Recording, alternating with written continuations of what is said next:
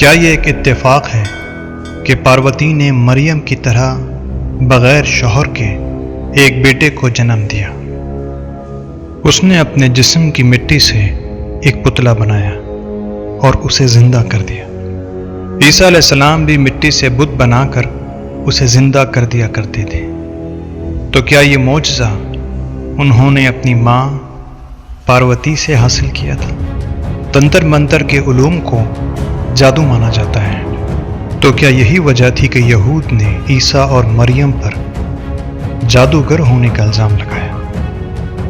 قرآن عیسیٰ کا موازنہ آدم سے کرتا ہے، جسے مٹی سے بنایا گیا اور ایک پھونک سے زندہ کر دیا گیا۔ سوچئے کہ مٹی کے پتلے کو زندہ کرنے والی پاروتی کیا عیسیٰ کی ماں مریم ہے؟